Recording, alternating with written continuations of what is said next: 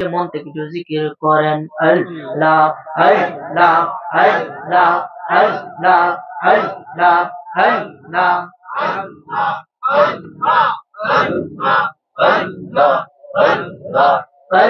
আল্লাহ আল্লাহ আল্লাহ আল্লাহ জবান খুলেন আল্লাহ আল্লাহ আল্লাহ আল্লাহ আল্লাহ আল্লাহ আল্লাহ আল্লাহ আল্লাহ আল্লাহ আল্লাহ আল্লাহ আল্লাহ আল্লাহ তো আমারে ডাক রে বান্দা তো আমারে ডাক আল্লাহ আল্লাহ এই মন ভরিয়া ডাকলে বান্দা মন ভরিয়া ডাকলে বান্দা গুনা পাইবে মাহওয়া তুই আমারে ডাক রে বান্দা তুই আমারে ডাক আল্লাহ আল্লাহ আল্লাহ আল্লাহ ডাইকা হইলেন ওলি যিনি শাহজালাল নাম যার শুনি সুরমা নদী পার হয়ে যাই সুরমা নদী পার হয়ে যাই বিছানা যার পাওয়া তুই আমারে ডাক রে বান্দা তুই আমারে ডাক আল্লাহ মাশাআল্লাহ আল্লাহ মারহাবা আল্লাহ আল্লাহ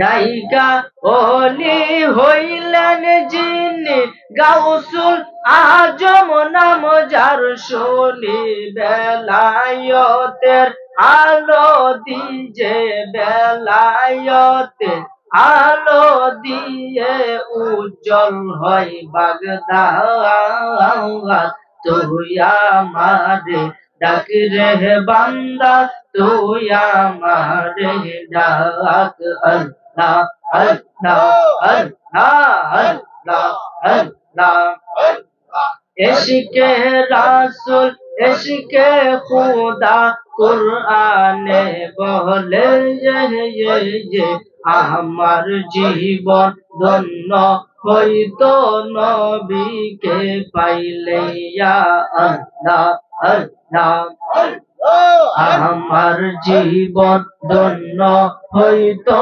নবীকে পাইলে ইয়া মাশাআল্লাহ আল্লাহ এই ফানা ফানা আল্লাহ আল্লাহ আল্লাহ নবীর প্রেমে পাগল হইয়া আসলাম মাহফিলে নবীর প্রেমে পাগল হইয়া আসলাম মাহফিলে আমার জীবন ধন্য হইতো নবীকে পাইলে আমার জীবন ধন্য হইতো নবীকে পাইলে ইয়া মাশাআল্লাহ আল্লাহ আল্লাহ ওয়াশকুরুনি জুবা পাইলো দয়াল নবীর প্রেমে আমার জীবন ধন্য হইতো নবীকে পাইলে ইয়া মাশাআল্লাহ আল্লাহ আল্লাহ আল্লাহ আল্লাহ আল্লাহ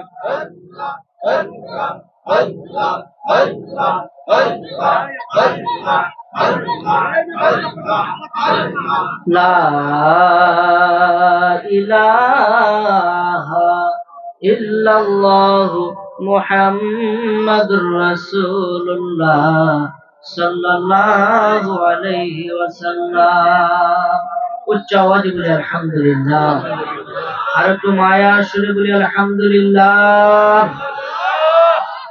আশেপাশে কেউ কথা না বলি সকলে একবার উচ্চ আওয়াজে বলি আলহামদুলিল্লাহ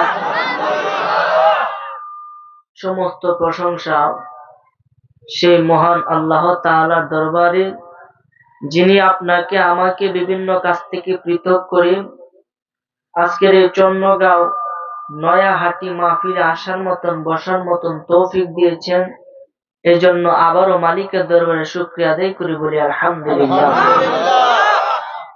নবীজি বলেছেন, যদি কোনো মানুষ আমার উপরে একবার মুহাব্বতে দুরূদ শরীফ পড়ে, তাহলে আল্লাহ খুশি হইয়া তার 100টা বড় বড় মুসিবত থেকে উদ্ধার করে দেয়। এর মাঝে মুসিবত 30টা হলো দুনিয়াতে আর 70টা হলো আখেরাতে। এই যে একটা মুসিবত কইলাম প্রথমে, যে জাহান্নাম থেকে জান্নাতি হইছে, বলেন এই মুসিবতটা কি বড় না ছোট? এরকম বড় বড় 100টা মুসিবত থেকে আল্লাহ উদ্ধার করে। এবং গোপনীয় আমল হইছে, যদি কোনো কিছু হারিয়ে যায়, তাহলে আপনি যদি দুরূদ শরীফ পড়ে সেটাকে খুঁজেন, নিমিষের মধ্যে সেটা পাইয়া যাবে। দ্বিতীয় কথা হলো, এই দুরূদ শরীফ যে বেশি বেশি পড়লো, স্বয়ং নবীজিকে সে স্বপ্নে দেখলো, আর নবীজিকে যে ব্যক্তি একবার দেখলো, তার জন্য জাহান্নামের আগুন হারাম হইয়া যাবে। তাইলে এতক্ষণ যে আমরা দুরূদ পড়লাম, বলেন এতে কি লাভ হয়েছে না লস হয়েছে? আর আল্লাহ জিকির করছি, আল্লাহ জিকির করলে কেমন লাভ বোঝানোর জন্য একটা ঘটনা বলি, যেটা আমি সবসময় বইলা থাকি, অনেকদিন যাবত বলি না, এখন আজকে আবার বলার ইচ্ছে হয়েছে। কইতাম নি রে বাবা, আপনারা যতক্ষণ আসেন ইনশাল্লাহ আমি চেষ্টা করবো ততক্ষণ, কারণ আমার মাইক বা একবার বাড়া একবার কমা, আমি বুঝতেছি না কি অপরাধ করলাম। এই মাহফিলের মাইক কিন্তু আপনার আমাদের দ্বারাতে মাহফিল মাইক কিন্তু প্রচারিত হয়, আবার আমাদের মাধ্যমে এই মাইক কিন্তু একবারে বিনষ্ট হয়। আবার মাইকম্যানের মাধ্যমে একটা বক্তা একবারে শেষ হয়ে পড়ে, আবার মাইকম্যানের মাধ্যমে একজন বক্তা আবার চমৎকার ভাবে কথাবার্তা বলতে পারে। কথা এখন ঠিক কিনা? এই জন্য একে অপরের কিন্তু সারাসারি নেই, কোনটা কই? এই জন্য বাবা আপনারা অনুরোধ করবো একটু আওয়াজটা ক্লিয়ার করেন। আওয়াজ সুন্দর আছে মাশাআল্লাহ, মাইক ভালো আছে, তবে আওয়াজটা আমার কানে আইতে একটু দেরি হয়, আর আওয়াজটা টানতাছে না। এদিকে আমার এই যে মেম্বার সাহেব মাহফিল চমৎকার মাইক আছে না, আলহামদুলিল্লাহ। বারবার খানি কেটে বলিন না।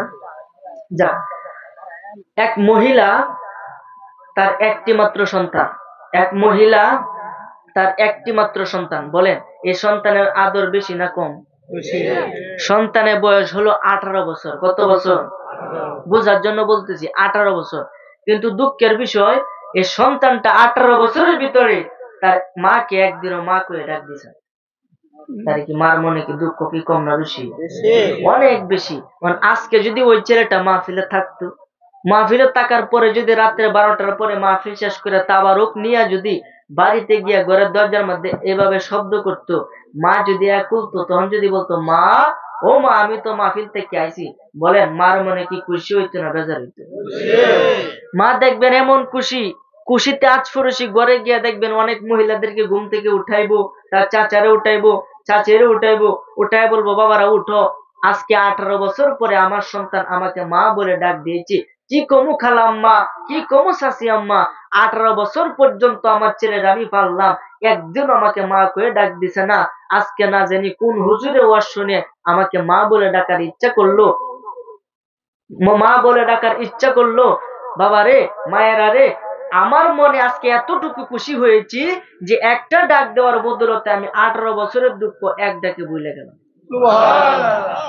আমার আল্লাহ ডাক দিয়ে কই, ফেরেশতারা রে, একটা সামান্য মা, যে মার মনে আমি একটু সামান্য দয়া দিয়েছি, এ মা যদি 18 বছরের দুঃখ, 18 বছরের কষ্ট আমাকে তার মারে একটা মা কইয়া শুনাইছে, এতে সে বুইলা যায়, তাহলে আমি আল্লাহর দয়া তো একজন মার থেকে আরো কোটি কোটি গুণ বেশি। যদি আমার কোন বান্দা মুহাব্বতে আমার নামে অল্পক্ষণ জিকির করে, আমি আল্লাহর নামটা একবার মুখ থেকে উচ্চারণ করে, আমি আল্লাহ খুশি হইয়া যায়। ফেরেশতারা তোমরা সাক্ষী থাকো, আজকের এই চন্নগাঁও নয়াহাটি মাহফিল স্প্যান্ডের নিচে বৈশা যারা আমাকে আল্লাহ বলে ডাক দিয়েছে, একটা ডাক দিয়েছে, আমি আল্লাহ খুশি হইয়া তার মাথার চুলের আগা থেকে শুরু করে পায়ের তলা পর্যন্ত পুরা দেহের অঙ্গ প্রত্যঙ্গের সারা শরীরের যত গুনাহ আছে, আমাকে একটা ডাক দেওয়ার কারণে আমি আল্লাহ সমস্ত গুনাহ খাতা ক্ষমা করে দিয়ে তারে বেগুনাহ মাসুম বানায়া দিলাম।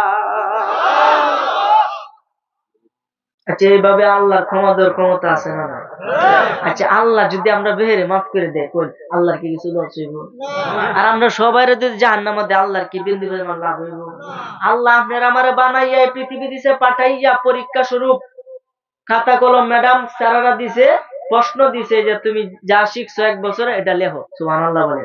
তেমনই ভাবে এই দুনিয়া ক্ষণিকের সময়, 1 ঘন্টার সময়, 3 মিনিটের সময় দিয়ে আল্লাহ দুনিয়ার মধ্যে পাঠাইছে। খেলা দেখি কি করতে পারে, কে কত বড় মস্তানি করতে পারে, আর কে আমি আল্লাহর কাছে মাথা নত করে আমার ইবাদত করতে পারে।